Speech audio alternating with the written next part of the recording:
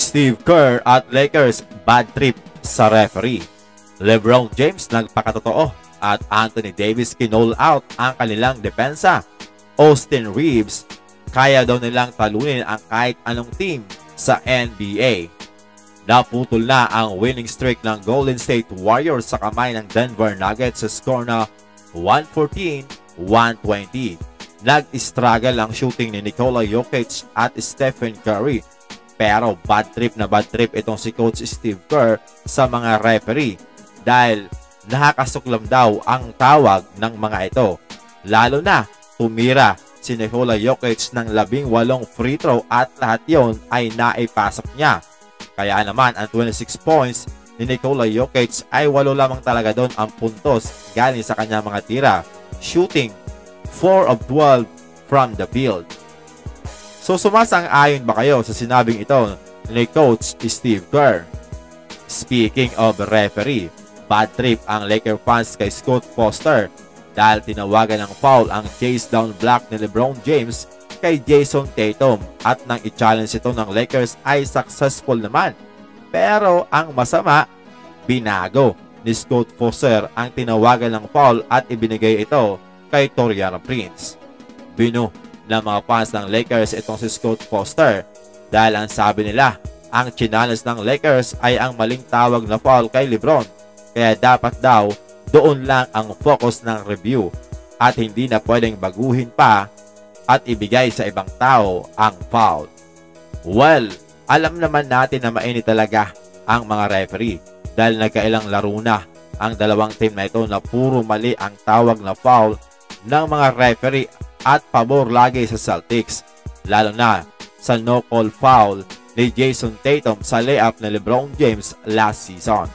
Kayo mga amigo, ano ang masasabi nyo sa ginawang ito ni Scott Foster?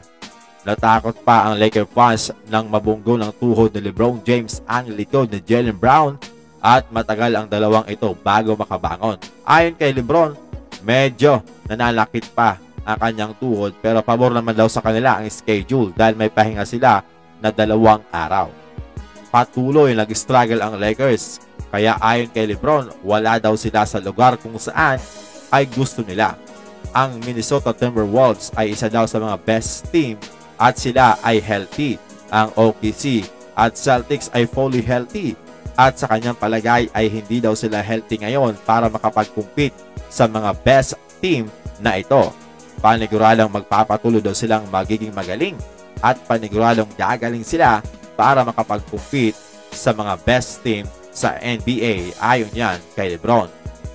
Kinall out naman ni Anthony Davis ang kanilang laging depensa sa laban na ito kung saan hindi daw sila nagdedepensa ng maayos at kapag ganun daw ay nagiging ibang team sila. Well, kilala ang Lakers sa kanilang depensa mga amigo.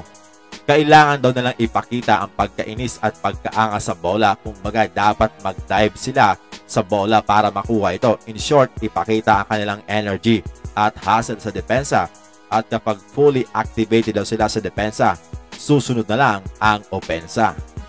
Pabor naman daw siya sa kanilang bagong starting lineup, ang kaso hindi daw maganda ang kanilang communication. This game, nagkaroon sila ng 12 turnover na nagresulta sa 19 points ng Boston Celtics. Sumasang-ayon naman si Austin Reeves kay Anthony Davis at may mabigat na salitang binitawan. Ayon kay Reeves, sa kanyang palagay ay kaya nilang talunin ang kahit anong team na makakalaban nila at ang kailangan lang daw gawin ay medyo higpitan ang lahat lalo na sa defensive ends. Ano sa palagay niyo mga amigo? Kaya ba talagang talunin ng Lakers ang kahit anong team sa NBA?